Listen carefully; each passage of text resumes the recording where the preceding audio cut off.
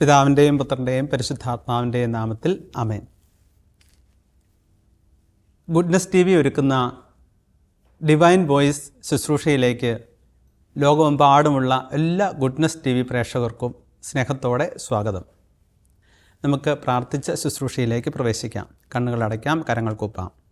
പിതാവും പുത്രനും പരിശുദ്ധാത്മാവുമായ ത്രിയേക ദൈവമേ, ഈ നിമിഷങ്ങളിൽ ഞങ്ങൾ ശ്രദ്ധിക്കാനും ശ്രവിക്കാനും ഗ്രഹിക്കാനും പോകുന്ന അങ്ങയുടെ വചനത്തിൻ്റെ വെളിച്ചത്തിലൂടെയുള്ള കാര്യങ്ങളെ ഞങ്ങളുടെ ജീവിതത്തിൻ്റെ ആത്മീയ മേഖലയിലേക്ക് വെളിച്ചം വീശുന്നതാക്കി തീർക്കാൻ അങ്ങ് ഇടയാക്കണമേ എന്ന് ഞങ്ങൾ പ്രാർത്ഥിക്കുന്നു. ഞങ്ങളുടെ ആത്മീയ ജീവിതത്തിൻ്റെ അടിത്തറയെ ഉറപ്പുള്ളതാക്കി തീർക്കാൻ ഈ ശുശ്രൂഷാ നിമിഷങ്ങൾക്ക് കൃപയും ശക്തിയും തരണമേ.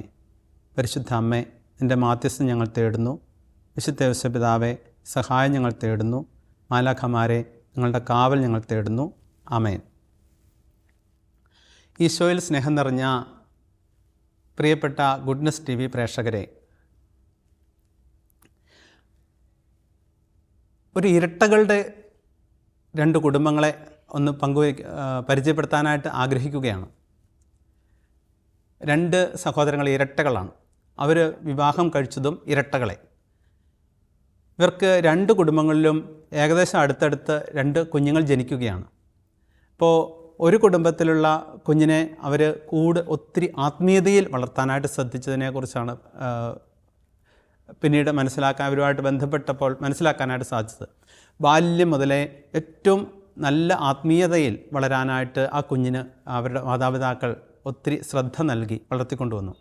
മറ്റു കുടുംബത്തിൽ ഇരട്ട മറ്റു സഹോദരൻ്റെ കുഞ്ഞിനെ അവർ വളർത്തിക്കൊണ്ടുവന്നു. ഒത്തിരി സ്വാതന്ത്ര്യം കൊടുത്ത് വളർത്തിക്കൊണ്ടുവന്നു. ബാല്യം മുതലേ കുഞ്ഞ് ആഗ്രഹിക്കുന്നതെല്ലാം വാങ്ങിച്ചും ഇട്ടും ഒക്കെ കൊടുത്ത് കുഞ്ഞിന് സ്വാതന്ത്ര്യം നൽകിക്കൊണ്ട് വളർത്തിക്കൊണ്ടുവന്നു.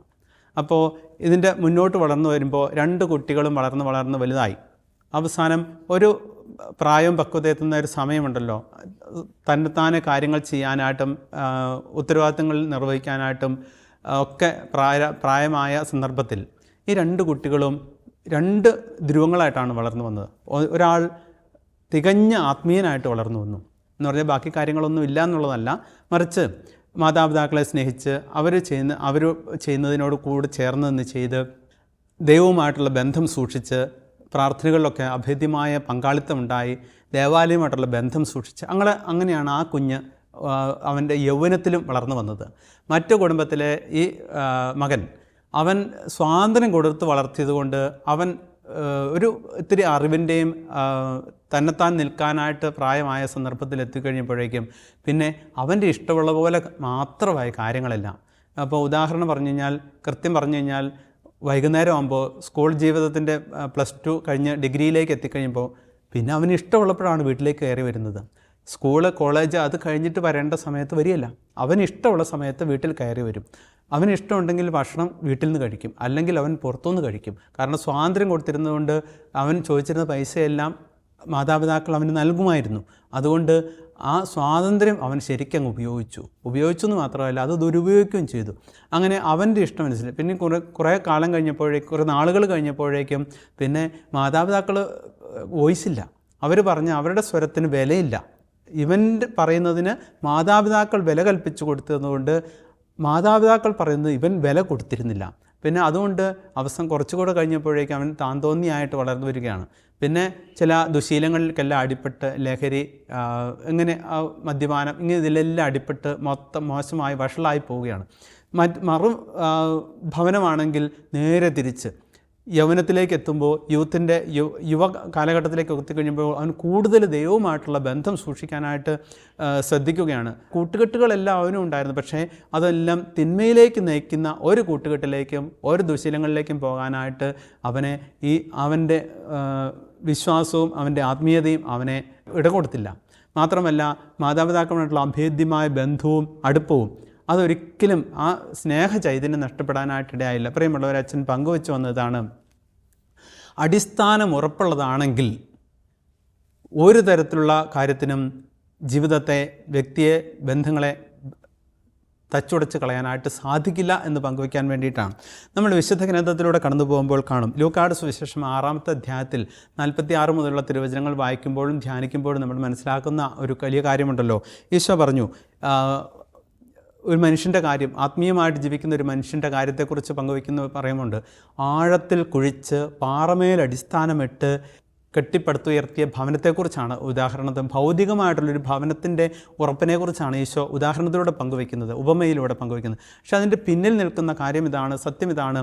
ആത്മീയമായിട്ടുള്ള ഭവനവും ഇതുപോലെ അടിത്തറ ഉറപ്പുള്ളതാക്കണം എന്നുള്ളതാണ് ഈശോയുടെ വിവക്ഷ. അത് പറയാൻ വേണ്ടിയിട്ടാണ് ഭൗതിക ഭവനത്തെക്കുറിച്ച് ഈശോ പങ്കുവച്ചത്. ആത്മീയ ഭവനത്തെക്കുറിച്ച് നമ്മൾ പരിശോധിക്കണം, നമ്മൾ ആത്മീയ ഭവനത്തിൻ്റെ കെട്ടുറപ്പ് ശ്രദ്ധിക്കണം എന്നുള്ള ഓർമ്മപ്പെടുത്താൻ വേണ്ടിയിട്ടാണ്. അച്ഛൻ പങ്കുവച്ചു വന്ന ആദ്യത്തെ ഇരട്ടകളുടെ കുടുംബത്തെ ഇതാണ്. ഒരാളുടെ ആത്മീയ ജീവിതത്തിൻ്റെ അടിത്തറ ഉറപ്പുള്ളതാക്കി കൊടുത്തു. മറ്റേ ആളുടെ ആത്മീയ ജീവിതത്തിൻ്റെ അല്ലെങ്കിൽ ഭൗതിക ജീവിതത്തിൻ്റെ പോലും അടിത്തറ ഉറപ്പുള്ളതായിരുന്നില്ല, സ്വാതന്ത്ര്യം കൊടുത്തു, അതും അവസാനം ദുരുപയോഗിച്ചു. അപ്പോൾ അടിത്തറ ഉറപ്പുള്ളതായാൽ പ്രിയമുള്ളവരെ, പിന്നീട് അതിൽ വെച്ച് കെട്ടിപ്പോർത്തുക്കുന്ന ഓരോ കട്ടകളും ഉറപ്പുള്ളതായിരിക്കും. അടിത്തറ ഉലഞ്ഞതോ അടിത്തറ ചെരിഞ്ഞതോ ആയിക്കഴിഞ്ഞാൽ പിന്നീട് അതിൽ കൊട്ടിവെക്കുന്ന കട്ടകളോ കല്ലുകളോ അതെല്ലാം അപകടത്തിലേക്ക് പോവുകയുള്ളൂ. പ്രിയപ്പെട്ടവരെ, അതുകൊണ്ട് ആത്മീയമായിട്ടുള്ള നമ്മുടെ ജീവിതത്തിൻ്റെ അടിത്തറയും ഏറ്റവും ഭംഗിയായി ഉറപ്പുള്ളതാക്കണം എന്നുള്ളത് സൂചിപ്പിക്കാനായിട്ടാണ് അച്ഛൻ ഈ ഉദാഹരണം പങ്കുവെച്ചത്. അച്ഛൻ പൗരോഹിത്യ ജീവിതത്തിലേക്ക് പ്രവേശിച്ച് കഴിഞ്ഞ് ആദ്യ നാളുകളിൽ കർണാടകത്തിൽ 1-2 കുഞ്ഞ് ഇടവകളിൽ ശുശ്രൂഷ ചെയ്യാനായിട്ട് അവസരം ലഭിച്ചു. അപ്പോൾ അച്ഛൻ ചെന്ന സന്ദർഭത്തിൽ MSc സൈക്കോളജി പഠനത്തിൻ്റെ ശേഷമാണ് അച്ഛൻ അങ്ങോട്ടേക്ക് പോവുക. അവിടെ ചെന്ന് കഴിഞ്ഞ സന്ദർഭത്തിൽ കുടുംബങ്ങളെ പരിചയപ്പെട്ട് വരുമ്പോൾ 2 കുടുംബങ്ങളിൽ 2 കുഞ്ഞുങ്ങൾ ഇടയിൽ ജനിച്ചതുണ്ടായിരുന്നു. അപ്പോൾ അതിൽ ഒരു കുടുംബത്തിലെ ഒരു സ്ത്രീ അച്ഛൻ്റെ അടുത്ത് വന്ന് ചോദിച്ചു, അച്ഛാ എന്നാണ് പള്ളിയിൽ വരാനായിട്ട് പറ്റുക? അടുത്തിടെ കണ്ടാണ് പ്രസവിച്ചത്, ആ സമയത്തും കണ്ടാണ്. അപ്പോൾ ഈ സ്ത്രീ ചോദിച്ചു, എന്നാണ് ദേവാലയത്തിൽ വരാനായിട്ട് സാധിക്കുക? അപ്പോൾ അച്ഛൻ അറിയാവുന്ന അച്ഛൻ്റെ കുഞ്ഞറിവ് വെച്ച് ആ സ്ത്രീയോട് പങ്കുവച്ചു, ചേച്ചിക്ക് എന്ന് ശാരീരികമായിട്ടുള്ള വേദനകൾ ബുദ്ധിമുട്ടുകൾ മാറുന്നോ അന്ന് കുഞ്ഞിനെയുമായിട്ട് പള്ളിയിൽ വന്നുകൊള്ളുക എന്ന് പറഞ്ഞു. ഏതായാലും തൊട്ടടുത്ത ആഴ്ച മുതൽ ഈ സ്ത്രീ തൻ്റെ കുഞ്ഞിനെയുമായിട്ട് പള്ളിയിൽ വരാനായിട്ട് തുടങ്ങി. മറ്റ് ഒരു കുടുംബത്തിലൂടെ ഇതേപോലെ ഒരു കുഞ്ഞുണ്ടായിരുന്നു. അവർ ഈ കാര്യത്തിലൊന്നും ചോദിച്ചില്ല, അതുകൊണ്ട് ഞാനതിനെക്കുറിച്ച് പറഞ്ഞുമില്ല. അപ്പോൾ ഞാൻ എൻ്റെ പഠനത്തിൻ്റെ ഭാഗമായിട്ടൊരു എക്സ്പെരിമെൻ്റ് എന്നുള്ള രീതിയിൽ ഇതിങ്ങനെ പങ്കുവെച്ച് കൊടുത്തു ഈ സ്ത്രീക്ക് അത്. അപ്പോൾ ഏതായാലും ഈ കുഞ്ഞിനെ അവരിങ്ങനെ ദേവാലയമായിട്ട് ചേർന്ന് വളർത്തിക്കൊണ്ട് വന്നു. അത് തൊട്ടടുത്ത ആഴ്ച മുതൽ ഈ സ്ത്രീ കുഞ്ഞിനെയായിട്ട് ദേവാലയത്തിലിട്ടു. അപ്പോൾ അച്ഛൻ ചെയ്തതാണ്, ദേവാലയത്തിനുള്ളിൽ കഴിഞ്ഞ കൊച്ചല്ലേ, അപ്പോൾ ചിലപ്പോൾ കരയും, മൂത്രമൊഴിച്ചിരുന്നിരിക്കും, ഇങ്ങനെയൊക്കെയുള്ള കാര്യങ്ങളൊക്കെ ഉണ്ട്. അതുകൊണ്ട് ബുദ്ധിമുട്ടുണ്ടാകേണ്ട, മറ്റുള്ളവർക്ക് ശല്യം ഉണ്ടാകേണ്ടെന്ന് വിചാരിച്ചിട്ട് ആനവാതിലിൻ്റെ തൊട്ട് മുമ്പിൽ ഒരു മേശ സജ്ജീകരിച്ചു കൊടുത്തു, 2 കസേരയും ഇട്ട് കൊടുത്തു. കൊച്ചിനെ അതിൽ കിടത്താം, ഇവർക്ക് മാതാപിതാക്കൾക്ക് അവിടെ നിൽക്കാം, പങ്കെടുക്കാം. ഏതായാലും ഈ ശിശു ഇങ്ങനെ വളർന്നു വരുന്ന സന്ദർഭത്തിൽ ഓരോ പരിശുദ്ധ കുർബാനയിലും ഇവർ വന്ന് പങ്കെടുക്കും. അപ്പോൾ ഈ 1 മണിക്കൂർ സമയമുള്ള വിശുദ്ധ കുർബാന, അതുപോലെ ജപമാല വിശുദ്ധ കുർബാന, അങ്ങനെ 1 മണിക്കൂർ 1.25 മണിക്കൂർ സമയം ഈ കുഞ്ഞ് ആയിരിക്കുന്ന കൊച്ചു കുഞ്ഞ്, പിഞ്ചു കുഞ്ഞായിരിക്കുന്ന ഒക്കത്തിരിക്കാൻ മാത്രം പ്രായമുള്ള ആ കുഞ്ഞ് ആ 1 മണിക്കൂർ അല്ലെ 1.25 മണിക്കൂർ 1.5 മണിക്കൂർ സമയം എന്ന് പറഞ്ഞാൽ മുഴുവൻ ആത്മീയ അന്തരീക്ഷത്തിലാണ്. മുകളിലേക്ക് നമുക്കറിയാം, കൊച്ചു കുഞ്ഞുങ്ങളെ സംബന്ധിച്ചിടത്തോളം അവരുടെ 3 ഇന്ദ്രിയങ്ങളാണല്ലോ എപ്പോഴും വർക്ക് ചെയ്യുന്നത്. 1 കണ്ണ്, 2 അവരുടെ കാത്, 3 അവരുടെ സ്പർശം. ഇതിലൂടെയാണ് എല്ലാ കാര്യങ്ങളും അറിയുന്നതും മനസ്സിലാക്കുന്നതും ഗ്രഹിക്കുന്നതും എല്ലാം. അപ്പോൾ ഈ കൊച്ചു കുഞ്ഞ് ദേവാലയത്തിൻ്റെ മുന്നിൽ വന്ന് കിടക്കുമ്പോൾ, അതിനെ കിടത്തിയിരിക്കുമ്പോൾ അത് കാണുന്നത് എന്താ? ദേവാലയത്തിൻ്റെ പശ്ചാത്തലമാണ് അതിൻ്റെ കണ്ണിലുള്ളത്. നമുക്കറിയാം, മലർന്ന് കിടക്കുമ്പോൾ മുകളിലേക്കുള്ള മാത്രമാണല്ലോ നോട്ടം വരുന്നത്, സൈഡിലേക്കും. അപ്പോൾ ഈ കൊച്ചു കുഞ്ഞിൻ്റെ കണ്ണുകൾ മുഴുവൻ പതിക്കുന്നത് ദേവാലയത്തിൻ്റെ വിശുദ്ധ പശ്ചാത്തലമാണ്. അതുപോലെ ഈ കൊച്ചു ഈ 1.5 മണിക്കൂർ സമയം ഈ കുഞ്ഞ് കാതുകൾ കൊണ്ട് കേൾക്കുന്ന എന്താ? മുഴുവൻ ദേവാലയ സംഗീതമാണ്, പ്രാർത്ഥനകളാണ്. ഇത് മാത്രം 1.5 മണിക്കൂർ അതിൻ്റെ കാതുകളിലേക്ക് പതിക്കുന്നത്. അതുപോലെ സ്പർശം, അപ്പൻ്റെ അമ്മയുടെയും സ്നേഹസ്പർശനം, അത് എവിടെയാണ്? ദേവാലയ പശ്ചാത്തലത്തിൽ നിന്നുള്ള സ്പർശനമാണ്. അപ്പോൾ അത് ദൈവികമാണ്, അതുകൊണ്ട് പരിശുദ്ധമാണ്. അപ്പോൾ ഈ കൊച്ചുകുട്ടി വളർന്നു വന്ന പശ്ചാത്തലത്തിൽ അത് നമുക്കറിയാം, ഒരു 1.5-2.5 വയസ്സൊക്കെ ആകുമ്പോൾ പിന്നെ ഈ പൊടിക്കുഞ്ഞുങ്ങളെ സംബന്ധിച്ചിടത്തോളം അതുങ്ങൾ ഊർന്നിറങ്ങിപ്പോകുന്നൊരു പ്രായമാണ്. മാതാപിതാക്കൾ എടുത്തുകൊണ്ട് നിന്ന് കഴിഞ്ഞാൽ ഊർന്നിറങ്ങി ഒഴിപ്പോക്കും, അവർക്ക് ഓടണം, കാര്യങ്ങളെല്ലാം പഠിച്ചറിയണം, അതിന് വേണ്ടിയിട്ട് അങ്ങോട്ടും ഇങ്ങോട്ടും സഞ്ചരിക്കുന്ന സമയമാണ്. അപ്പോൾ ഈ കുട്ടി ഇതേപോലെ ഊർന്നിറങ്ങി സഞ്ചരിക്കുന്ന സമയമായപ്പോഴേക്കും ചെയ്തത് എന്താണെന്നറിയോ? ദേവാലയത്തിൻ്റെ മധ്യത്തിൽ ഒരു ചെറിയ സ്റ്റൂളിൽ കുർബാന പുസ്തകമൊക്കെ വെച്ചിട്ടുണ്ട്. ഈ നൊവേന പുസ്തകമുണ്ട്, കുർബാന പുസ്തകമുണ്ട്. ഈ പുസ്തകങ്ങളൊക്കെ എടുത്തുകൊണ്ട് വയ്യാതെ കഷ്ടപ്പെട്ട് കുർബാനയിൽ പങ്കെടുക്കാനായിട്ട് വന്നിരിക്കുന്ന മുതിർന്ന മാതാവിൻ്റെയും പിതാവിൻ്റെയും അല്ലെ അപ്പൻ്റെ അമ്മയുടെയും ഒക്കെ അടുത്ത് വന്നിട്ട് ദേ എന്ന് പറഞ്ഞുകൊണ്ട് കൊടുക്കുന്ന ഒരു രംഗമാണ് നേരിട്ട് കാണാനായിട്ട് സാധിച്ചത്. പ്രിയമുള്ളവരെ, ഈ കുട്ടി ഇന്ന് ഡിഗ്രി പഠിക്കുകയാണ്. ഡിഗ്രി പഠിക്കുമ്പോഴും ഈ കുട്ടിയാണ് ഇന്ന് ദേവാലയം ഒരുക്കുന്നത്, ദേവാലയം അടിച്ചു വൃത്തിയാക്കുന്നത്, ദേവാലയത്തിൻ്റെ വിശുദ്ധ തിരുവസ്ത്രങ്ങൾ അതുപോലെ ഉപയോഗിക്കുന്ന വസ്തുക്കളൊക്കെ വെടിപ്പാക്കി വൃത്തിയായി സൂക്ഷിക്കുന്നത് അത് ഈ കുട്ടിയാണ്. ദേവാലയത്തിൽ ഗാനങ്ങൾ ആലപിക്കുന്ന ഈ കുട്ടിയാണ്. അതുപോലെ ദേവാലയം തുറക്കുന്നത്, മണിയടിക്കുന്ന എല്ലാം ഈ കുട്ടിയാണ്. അതുപോലെ ഇതുമായിട്ട് ബന്ധപ്പെട്ട എല്ലാ കാര്യങ്ങളും ചെയ്യുന്നത് ഈ കുട്ടി തന്നെയാണ്. ആർക്കും കൊടുക്കില്ല. പൂക്കൾ ഒരുക്കി വെക്കുന്നത് അതും ഈ കുട്ടിയാണ്. അത് ആരുടെ സഹായം ആവശ്യമില്ല, ആരും ഒന്നും ചോദിച്ചില്ല, ഇത് കൃത്യമായിട്ട് നോക്കിയും കണ്ടിച്ചത്. മാത്രമല്ല, അതുപോലെ ഭവനത്തിലാണെങ്കിലും പ്രാർത്ഥനയ്ക്ക് ഈ കുഞ്ഞാണ് മുന്നിൽ നിൽക്കുന്നത്, ഈ കുഞ്ഞാണ് നേതൃത്വം കൊടുക്കുന്നത്. കുടുംബ കൂട്ടായ്മയിൽ വന്നു കഴിയുമ്പോൾ അവിടെയും കുട്ടിയാണ് പ്രാർത്ഥനയ്ക്ക്. അതുപോലെ മത്സരങ്ങളിലൊക്കെയാണ് ആത്മീയമായിട്ടുള്ള വചനവുമായിട്ട് ബന്ധപ്പെട്ട എന്തെങ്കിലും തരത്തിലുള്ള മത്സരങ്ങൾ, സൺഡേ സ്കൂളുമായിട്ട് ബന്ധപ്പെട്ട മത്സരങ്ങൾ, അവിടെയും ഈ കുട്ടിയാണ് ഈ കാര്യത്തിലെല്ലാം താല്പര്യത്തോടെ പ്രവർത്തിക്കുക. അതെന്ന് പറഞ്ഞാൽ പഠനവും മോശമൊന്നുമില്ല, പഠിക്കുകയും ചെയ്യും കുട്ടി. അപ്പോൾ അതിനേക്കാൾ ഉപരി ആത്മീയ കാര്യത്തിൽ നല്ലൊരു അടിത്തറ പായിക്കൊണ്ട്, അപ്പോൾ അതുകൊണ്ട് തന്നെ ഈ മാതാപിതാക്കൾക്ക് ആ കുഞ്ഞിനെക്കുറിച്ച് വലിയ മതിപ്പാണ്. അപ്പോൾ ഈ കൊച്ചിന് വേണ്ടിയിട്ട് എന്തും മാതാപിതാക്കൾ ചെയ്തു കൊടുക്കും, വാങ്ങിച്ചു കൊടുക്കും. അങ്ങനെ ഒരു കാര്യം കൂടെയുണ്ട്.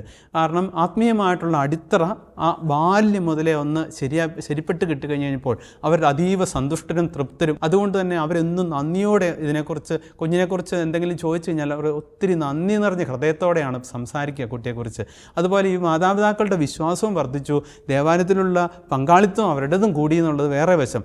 അത് അവരുടെ മാത്രമല്ല, അവരുടെ കുടുംബാംഗങ്ങളുടെ ഇടയിൽ പോലും ഈ കുട്ടിയുടെ ഈ ഒരു ആത്മീയ വളർച്ച ശക്തമായ അടിത്തറ അല്ലെങ്കിൽ ഉറപ്പുള്ള അടിത്തറയിൽ വളർന്നു വന്ന ഈ കുട്ടിയുടെ സാന്നിധ്യവും ഇടപെടലും സംസാരവും ഒക്കെ ആ കുടുംബത്തിൻ്റെ പശ്ചാത്തലത്തിൽ പോലും വളരെ വ്യതിയാനങ്ങൾ വരുത്തിയിട്ടുണ്ട് എന്നുള്ളത് ഇന്നും അറിയാനായിട്ട് പറ്റിയിട്ടുള്ളൊരു കാര്യമാണ്. പ്രിയമുള്ളവരെ, അതുകൊണ്ട് അച്ഛൻ പങ്കുവെച്ചു വന്നതാണ്, ഈശോ പറഞ്ഞല്ലോ അടിത്തറ ഉറപ്പുള്ളതാക്കണം. അപ്പോൾ ആത്മീയമായിട്ടുള്ള നമ്മുടെ ജീവിതത്തിൻ്റെ അടിത്തറയും ഇതുപോലെ ഉറപ്പുള്ളതാണ് എങ്കിൽ പിന്നീട് എന്ത് തരത്തിലുള്ള പ്രശ്നങ്ങളോ പ്രതിസന്ധികളോ പ്രലോഭനങ്ങളോ പ്രതിബന്ധങ്ങളോ ജീവിതത്തിൽ വന്നാലും ഒരിക്കലും താഴില്ല, വീഴില്ല. ഇതാണ് അതിൻ്റെ പ്രത്യേകത. നമ്മൾ കാണുന്നുണ്ട്, വിശുദ്ധ ഗ്രന്ഥത്തിലൂടെ കടന്നു പോകുമ്പോൾ കാണുന്നു ഒരുപാട് ദുരിതങ്ങൾ അനുഭവിക്കേണ്ടി വന്നൊരു വ്യക്തിയാണല്ലോ വിശുദ്ധ പൗലോസ്ലീഹ. തൻ്റെ ജീവിതത്തിൽ ഒരുപാട് ദുരിതങ്ങൾ ഈശോയ്ക്ക് വേണ്ടി നടന്നപ്പോൾ ഒരുപാട് ദുരന്തങ്ങളും അനുഭവിക്കേണ്ടി വന്ന വ്യക്തിയാണ്. പക്ഷേ ആത്മീയമായിട്ടുള്ള അടിത്തറ ഉറപ്പുള്ളതായിരുന്നുകൊണ്ട് അദ്ദേഹം എങ്ങും വീണില്ല എന്നുള്ളതാണ്. മരണം വരെയും കർത്താവിന് വേണ്ടി പോരാടി, കർത്താവിൻ്റെ വചനത്തിന് വേണ്ടി നിലകൊണ്ടു ജീവിച്ചു എന്നുള്ളതാണ് നമ്മൾ വിശുദ്ധ ഗ്രന്ഥത്തിലൂടെ ലേഖനങ്ങളിലൂടെയൊക്കെ വായിച്ച് കടന്നു പോകുമ്പോൾ നമ്മൾ കാണുന്നുണ്ട്. മുന്നോട്ട് വിശുദ്ധ ഗ്രന്ഥത്തിൽ പഴയ നിയമ പശ്ചാത്തലത്തിൽ ഒരു ജോസഫിൻ്റെ ചിത്രം, പൂർവ്വപിതാവായ ജോസഫിൻ്റെ ചിത്രം, ആത്മീയമായിട്ടുള്ള അടിത്തറ, അവൻ്റെ ആത്മീയ അടിത്തറ ഉറപ്പുള്ളവനായതുകൊണ്ട് വിശുദ്ധിയുടെ മേഖലയിൽ ഒരു വലിയ തിന്മ സ്വാധീനം ചെലുത്താനായി വന്നു കഴിഞ്ഞപ്പോൾ ഓടിയകലാനായിട്ട് അവന് സാധിച്ചത് എന്തുകൊണ്ടാണ്? അവൻ്റെ ആത്മീയ അടിത്തറ അതുപോലെ ഉറപ്പുള്ളതായതുകൊണ്ടാണ്. ദാനിയേൽ പ്രവാചകന്റെ പുസ്തകത്തിൽ 13-ാമത്തെ അധ്യായത്തിൽ നമ്മൾ കാണുന്ന ഒരു സൂസന എന്ന് പറഞ്ഞ ഒരു യുവതിയായ സ്ത്രീ, ഈ സ്ത്രീയുടെ ആത്മീയ അടിത്തറ അതുപോലെ ഉറപ്പുള്ളതായതുകൊണ്ട്, തമ്പുരാനുമായിട്ടുള്ള ബന്ധത്തിൽ ഉറപ്പുള്ളതായതുകൊണ്ട് അവളെ തിന്മയ്ക്ക് പ്രേരിപ്പിച്ച് കഴിഞ്ഞപ്പോൾ അതിൽ നിന്ന് ഓടിയകലാനായിട്ട് അവൾക്ക് സാധിച്ചു എന്നുള്ളത് ആത്മീയ അടിത്തറ ഉറപ്പുള്ളതായതുകൊണ്ട് മാത്രമായിരുന്നു. പ്രിയമുള്ളവരെ, ദാനിയേൽ പ്രവാചകൻ്റെ പുസ്തകത്തിൽ നമ്മൾ കാണുന്നുണ്ട്, ദാനിയേൽ പ്രവാചകൻ തന്നെ ആത്മീയമായിട്ടുള്ള അദ്ദേഹത്തിൻ്റെ അടിത്തറ ഉറപ്പുള്ളതായതുകൊണ്ട് ഏത് തരത്തിലുള്ള പ്രലോഭനങ്ങൾ രാജാവിൻ്റെ സന്നിധിയിൽ നിന്ന് വന്നിട്ടും വ്യതിയിരിക്കാനായിട്ടോ വീണു പോകാനായിട്ടോ അദ്ദേഹം തയ്യാറായില്ല എന്നുള്ളതാണ്. നമ്മൾ കാണുന്നുണ്ട് 3 ബാലന്മാരുടെ ചിത്രം, ചെറുപ്പക്കാർ 3 പേര്. 3-ാമത്തെ അധ്യായം ദാനിയേൽ പ്രവാചകൻ്റെ പുസ്തകത്തിൽ അവർക്ക് രാജാവ് കൊടുത്ത വാഗ്ദാനങ്ങളോ രാജാവിനെ മാത്രമേ പൂജിക്കാവൂ എന്ന് പറഞ്ഞ കാര്യങ്ങളോ ഒന്നും, എന്ത് വാഗ്ദാനങ്ങൾ മുന്നിൽ ഇട്ട് കൊടുത്തിട്ടുണ്ട് അവർക്കൊന്നും അതിനോട് യോജിക്കാനായിട്ട് പറ്റാതെ പോയതിൻ്റെ കാരണം കിടക്കുന്നത് എന്താ? നമ്മൾ പരിശോധിക്കുമ്പോൾ ധ്യാനിക്കുമ്പോൾ മനസ്സിലാക്കും അവരുടെ ആത്മീയമായിട്ടുള്ള അടിത്തറ അതുപോലെ ഉറപ്പുള്ളതായിരുന്നു എന്നുള്ളതാണ്. വിശുദ്ധ മരിയ ഗോരിയത്തയുടെ ചിത്രം, വിശുദ്ധയായിട്ടുള്ള സഭയിൽ നിൽക്കുന്ന, വിശുദ്ധിയുടെ പാതയിൽ മുന്നിൽ നിൽക്കുന്ന വിശുദ്ധ മരിയ ഗോരിയത്തയുടെ ചരിത്രം നോക്കിക്കഴിഞ്ഞാൽ നമുക്കറിയാം, അമ്മ പറഞ്ഞു കൊടുത്ത, പകുത്തു കൊടുത്ത, പഠിപ്പിച്ചു കൊടുത്ത ആത്മീയ അടിത്തറ, വളർത്തിക്കൊടുത്ത ആത്മീയ അടിത്തറ അതുപോലെ ബലവത്തായതുകൊണ്ടാണ് അവൾക്ക് തിന്മയുടെ മേഖലയെ പൊരുതാനായിട്ടും പിടിച്ചു നിൽക്കാനായിട്ട് സാധിച്ചതെന്ന് നമ്മൾ കാണും. പ്രിയമുള്ളവരെ, അതുപോലെ വിശുദ്ധ അൽഫോൻസാമയുടെ ചരിത്രം എടുത്ത് നോക്കി നമുക്ക് കാണും, സഹനങ്ങളുടെ മധ്യസ്ഥയാണല്ലോ വിശുദ്ധ അൽഫോൻസാമ.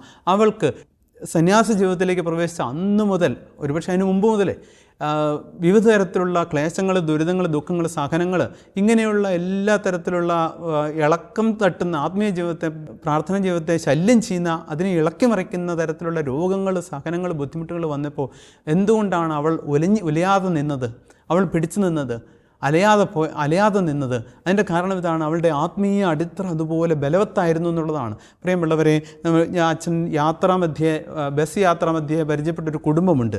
ഒരു സജ്ജി ഷൈനി ദമ്പതികളുടെ ചിത്രം. പ്രിയമുള്ളവർ, 59 ലക്ഷം രൂപ അവർക്ക് കടബാധ്യതയുണ്ട്. 3 പെൺകുട്ടികളാണ് അവർക്കുള്ളത്.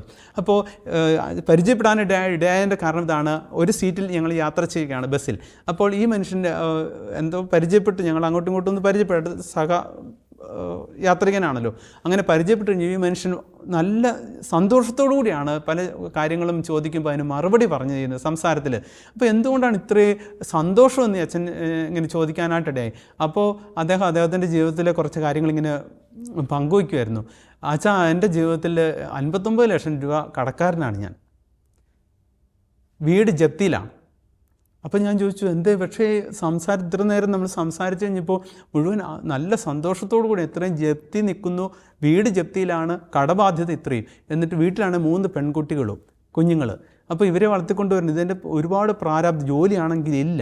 അപ്പോൾ ഇങ്ങനെയുള്ള പ്രാരാബ്ധത്തിൻ്റെ മധ്യത്തിലും എങ്ങനെ സന്തോഷത്തോടെ സംസാരിക്കാനായിട്ട് സാധിച്ചു എന്ന് ചോദിച്ചു കഴിഞ്ഞപ്പോൾ അദ്ദേഹം പറഞ്ഞ കാര്യമാണ്, അച്ഛാ, ഞങ്ങൾക്ക് വിശുദ്ധ കുർബാനയുണ്ട്, ഉണ്ടോ?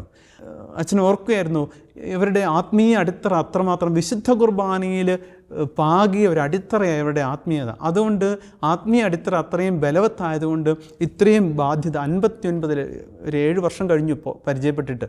അപ്പോൾ 59 ലക്ഷം രൂപ 7 വർഷം മുമ്പ് ബാധ്യത, വീട് ജപ്തിയിൽ 4 വർഷമായി എന്നാണ് പറഞ്ഞത്. അന്ന് ജപ്തി നോട്ടീസ് വീടിൻ്റെ ഭിത്തിയിൽ പതിച്ചിട്ട്, കോളിംഗ് ബെല്ലിൻ്റെ താഴെ പതിച്ചിട്ട് 4 വർഷമായി എന്നാണ് പറഞ്ഞത്. പക്ഷേ ഇന്ന് വരെയും, ആ 4 വർഷം കഴിയുമ്പോഴും ഇന്ന് വരെയും നോട്ടീസ് പതിച്ചിട്ട് പോയതല്ലാതെ പിന്നെ ആരും അവിടെ കയറി വന്നിട്ടില്ല എന്നാണ് അദ്ദേഹം പറഞ്ഞത്. അപ്പോൾ എനിക്ക് ഉറപ്പിന് വേണ്ടിയിട്ട് അദ്ദേഹം പറഞ്ഞതാണ്, അച്ഛൻ, ഞങ്ങളുടെ വിശുദ്ധ കുർബാനയിലുള്ള ഞങ്ങളുടെ വിശ്വാസം, ഞങ്ങളുടെ പങ്കാളിത്തം, അതാണ് ഒരു മനുഷ്യനെ അവിടെ ജപ്തിക്ക് വേണ്ടിയിട്ട് അവിടെ കയറ്റിയിട്ടില്ല എന്നുള്ളത്. ഈശോ കയറ്റിയില്ല അച്ഛാ എന്ന് പറഞ്ഞു. പ്രിയമുള്ളവരെ, അതാണ് ഇവരുടെ സന്തോഷം, ആത്മീയമായിട്ടുള്ള ബലം. ഈശോ വിശുദ്ധ കുർബാനയിലൂടെ അവർ ആ കുടുംബം സൂക്ഷിച്ചിരിക്കുന്ന, ആ കുടുംബം ആഴപ്പെട്ടിരിക്കുന്ന ആത്മീയമായിട്ടുള്ള അവരുടെ വിശ്വാസവും അവരുടെ ബലവും വലിപ്പവുമൊക്കെ, അത് പ്രിയമുള്ളവരെ അവരെ ഇന്നും പിടിച്ചു നിർത്തുകയാണ്. അതുകൊണ്ട് ഇവർക്ക് 59 ലക്ഷം രൂപ എന്നുള്ളത് ഒരു ബാധ്യതയല്ല. ബാധ്യതയാണോ? അതെ. കടമാണോ? അതെ. പക്ഷേ അവർക്ക് അത് ബുദ്ധിമുട്ടില്ല, അതിൻ്റെ പേരിൽ അവർ നിലവിളിക്കാറില്ല. അതുപോലെ ജപ്തി നോട്ടീസ് പതിച്ചിട്ടിരുന്നു, സ്വസ്ഥത കിട്ടുമോ, ഉറങ്ങാൻ പറ്റുമോ കിടന്നാൽ? പക്ഷേ സ്വസ്ഥമായിട്ട് കിടന്നുറങ്ങും. എല്ലാ ദിവസവും രാവിലെ 3 കുഞ്ഞു പെൺകുട്ടികളെയുമായിട്ട് വിളിച്ച് രാവിലെ എഴുന്നേൽപ്പിച്ച് 5 പേരും കൂടി ദേവാലയത്തിൽ പോകും, വിശുദ്ധ കുർബാനയ്ക്കായി പോകും. അപ്പോൾ വിശുദ്ധ കുർബാനയിൽ അടിസ്ഥാനമിട്ട ഒരു കുടുംബത്തെ അങ്ങനെ വഴിയിൽ വെച്ച് പരിചയപ്പെട്ട് ഓർക്കുകയാണ്. അവരുടെ അടിത്തറ, ആത്മീയ അടിത്തറ ഇതാണ്, ബലവത്തായതുകൊണ്ട്. അതുകൊണ്ട് ഏത് തരത്തിലുള്ള പ്രശ്നങ്ങളോ പ്രതിസന്ധികളോ ബാധ്യതയോ അത് എന്ത് വന്നു കഴിഞ്ഞാലും അവർക്കതൊരു വിഷയമല്ല എന്ന് ഈ മനുഷ്യൻ യാത്രാമധ്യേ പങ്കുവെച്ചത് പ്രിയമുള്ളവരെ ഓർക്കുകയാണ്. നമ്മൾ കാണും, പുറപ്പാട് പുസ്തകത്തിൽ 17-ാമത്തെ അധ്യായത്തിൽ 4 മുതലുള്ള വചനങ്ങൾ നമ്മൾ വായിക്കുമ്പോൾ അവിടെ ഒരു ഉദാഹരണം കാണും. ജനം മോശയുടെ മുമ്പിൽ നിലവിളിച്ചു ഒരു വശത്ത്, മറുവശത്ത് മുറവിളിയും കൂട്ടി നിലവിളിയും നടത്തി. ഞങ്ങൾ എന്തിനാ ഇങ്ങോട്ട് കൊണ്ടുവന്നിരിക്കുന്നത്? നശിപ്പിക്കാനാണോ? കൊല്ലാനാണോ? ഞങ്ങൾ അവിടെ കൊണ്ടുവന്ന് മരിക്കില്ലായിരുന്നോ? എന്തിനാണ് ഇങ്ങനെ ഇട്ട് വലയിച്ച് ഞങ്ങളെ കൊല്ലുന്നത്? ഇങ്ങനെ കടന്ന് ജലമില്ലാഞ്ഞ സന്ദർഭത്തിൽ, ഭക്ഷണമില്ലാഞ്ഞ സന്ദർഭത്തിൽ, ഭവനമില്ലാഞ്ഞ സന്ദർഭത്തിലൊക്കെ അവരിങ്ങനെ മോശയോട് എതിർക്കുകയും കോപിക്കുകയും ദേഷ്യപ്പെടുകയും ശാഠ്യപ്പെടുകയും മുറവിളി കൂട്ടുകയൊക്കെ ചെയ്ത സന്ദർഭങ്ങളുണ്ട്. അപ്പോൾ ഈ മോശ അവരുടെ മുമ്പിൽ വെച്ചിട്ട് ഒന്നും പ്രതികരിച്ചില്ല. അധികം തന്നെ വചനങ്ങളിലൂടെ കടന്നു പോകുമ്പോൾ അധികമൊന്നും അവരുടെ മുമ്പിൽ പ്രതികരിച്ചില്ല. എന്നിട്ടോ മോശ ചെന്നിട്ട് പ്രതികരിച്ചു. എവിടെ? ദൈവസന്നിധിയിൽ ചെന്നിട്ട് പ്രതികരിച്ചു. ഈ ജനത്തോട് എന്താ ഞാൻ ചെയ്യുക? ദൈവത്തോട് മോശ പ്രതികരിച്ചാണ്, ഈ ജനത്തോട് ഞാൻ എന്താ ചെയ്യുക? ഏറെ താമസിയാതെ അവരെന്നെ കൊന്നുകളയും. അവൻ്റെ പരാതി, ജനം അവരുടെ ആവലാതി മുറവിളിയായിട്ട് മോശയുടെ മുമ്പിൽ അവതരിപ്പിച്ചു കഴിഞ്ഞപ്പോൾ മോശയ്ക്ക് ആകെ ഉണ്ടായിരുന്ന പരാതി ദൈവത്തിൻ്റെ സന്നിധിയിൽ അർപ്പിക്കുക മാത്രം ചെയ്തത്. പ്രിയമുള്ളവരെ, അല്ലെങ്കിൽ ഇട്ടെറിഞ്ഞിട്ട് അവനൊരു പോക്ക് പോയാൽ മതിയായിരുന്നു.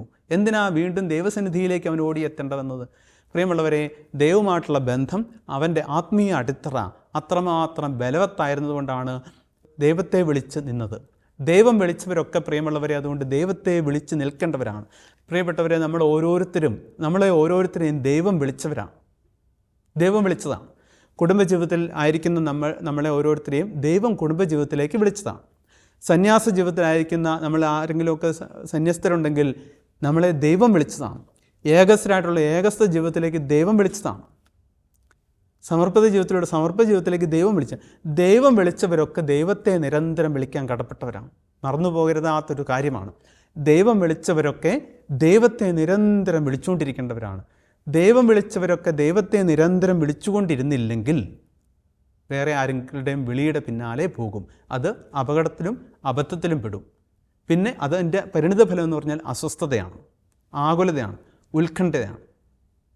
അത് രോഗവും വരുത്തും, അപകടവും വരുത്തും. പ്രിയമുള്ളവരെ, അതുകൊണ്ട് ഉറച്ച അടിസ്ഥാനമുള്ളവരാവുക എന്നുള്ളതാണ് തിരുവചനം നമ്മളെ ഓർമ്മപ്പെടുത്തുന്നത്. നമ്മുടെ ആത്മീയതയ്ക്ക് നല്ല ഉറപ്പുണ്ടാകട്ടെ. അതുകൊണ്ട് ആത്മീയതയെക്കുറിച്ച് നമ്മുടെ ആത്മീയ ജീവിതത്തെക്കുറിച്ച് ഇടയ്ക്കിടയ്ക്ക് ഒന്ന് ധ്യാനിക്കുന്നത് നല്ലതാണെന്ന് തോന്നുകയാണ്. ഉറപ്പുള്ളതാണെങ്കിൽ ഒരിക്കലും ഏത് പ്രശ്നങ്ങളോ പ്രതിസന്ധികളോ പ്രലോഭനങ്ങളോ വന്നാലും 3 കാര്യങ്ങളാണ് അച്ഛൻ പറഞ്ഞത്: പ്രശ്നങ്ങൾ, പ്രതിസന്ധികൾ, പ്രലോഭനങ്ങൾ. ഇത് 3 തരത്തിൽ ഏത് വശത്തു നിന്ന് വന്നാലും നമ്മളെ ഇളക്കാൻ പറ്റില്ല, വീഴിക്കാൻ പറ്റില്ല, തകർക്കാൻ പറ്റില്ല, നശിപ്പിക്കാൻ പറ്റില്ല. തിന്മയുടെ ശക്തികൾ അതുപോലെ നമ്മളെ നശിപ്പിക്കാൻ വേണ്ടി ശ്രമിക്കും.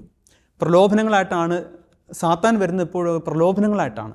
അത് വിശപ്പാണ്. ആദ്യം കൊണ്ടുവരുന്നത് വിശപ്പാണ്. പലതരത്തിലുള്ള വിശപ്പുണ്ട്. വിശപ്പായിട്ട് കൊണ്ടുവരും, ആകാംക്ഷയായിട്ട് കൊണ്ടുവരും, ആസക്തിയായിട്ട് വരും. ഇത് പിശാച് കൊണ്ടുവരുന്ന പ്രലോഭനങ്ങളാണ്. വിശപ്പ്, ആകാംക്ഷ, ആസക്തി. അപ്പോൾ അതിൽ വീണു പോകുന്നതിൻ്റെ കാരണം എന്താണെന്ന് വെച്ചാൽ ആത്മീയമായിട്ടുള്ള എൻ്റെ ആത്മീയ അടിത്തറയ്ക്ക് ഉറപ്പില്ലെങ്കിൽ ഞാനിപ്പോൾ വീണു പോകും. പ്രിയമുള്ളവരെ, അതുകൊണ്ട് നമ്മുടെ ആത്മീയ ജീവിതത്തിൽ നല്ല ഉറപ്പ് സൂക്ഷിക്കാൻ, അടിത്തറ ഉറപ്പുള്ളതാക്കി എപ്പോഴും കെട്ടിപ്പടുത്തിക്കൊണ്ടുവരാനായിട്ട് നമുക്ക് ശ്രദ്ധിക്കാനായിട്ട് പറ്റട്ടെ എന്ന് പ്രത്യേകമായിട്ട് ആശംസിക്കുകയും പ്രാർത്ഥിക്കുകയുമാണ്. ആത്മീയ അടിത്തറ ഉറപ്പുള്ളതാണെങ്കിൽ ഭൗതികമായിട്ടുള്ള ഭവനം പിന്നെ അതിനെക്കുറിച്ച് പിന്നെ ആകുലപ്പെടേണ്ട കാര്യമില്ല. രോഗങ്ങളോ വ്യാധികളോ ദുരിതങ്ങളോ ദുഃഖങ്ങളോ ബുദ്ധിമുട്ടുകളോ വന്നാൽ അതിനെയൊന്നും വ്യതിലിപ്പിക്കാനായിട്ട് സാധിക്കില്ല. പൗലോസ് പറഞ്ഞല്ലോ, യേശുക്രിസ്തുവിൻ്റെ സ്നേഹത്തിൽ നിന്ന് ആർക്കെന്നെ വേർപെടുത്താൻ പറ്റും? ക്ലേശമോ ദുഃഖമോ ദുരിതമോ നഗ്നതയോ പട്ടിണിയോ ആപത്തോ വാളോ, 5-6-7 കാര്യങ്ങൾ പൗലോസ് പറയുന്നുണ്ട്. യേശുക്രിസ്തുവിൻ്റെ സ്നേഹത്തിൽ നിന്നും ആർക്കെന്നെ വേർപെടുത്താൻ പറ്റും? നമുക്കും ഈശോയുടെ മുമ്പിൽ ഇങ്ങനെ പറയാൻ പറ്റില്ല, ഈശോയെ, നിന്നോടുള്ള സ്നേഹത്തിൽ നിന്നും ആർക്കും എന്നെ വേർപെടുത്താനായിട്ട് പറ്റില്ല. കാരണം നിന്നിലാണ് എൻ്റെ ആത്മീയ അടിത്തറ, നിന്നിലാണ് എൻ്റെ ആഴം, നിൻ്റെ പരിശുദ്ധ കുർബാനയാണ് എൻ്റെ ബലം, പരിശുദ്ധ വചനങ്ങളാണ് എൻ്റെ ബലം. അതിനായിട്ട് ഈശോ ഒത്തിരി ശക്തി നമുക്ക് ഓരോരുത്തർക്കും പ്രദാനം ചെയ്യട്ടെ എന്ന് പ്രത്യേകമായിട്ട് ആശംസിക്കുന്നു, പ്രാർത്ഥിക്കുന്നു. ആമേൻ.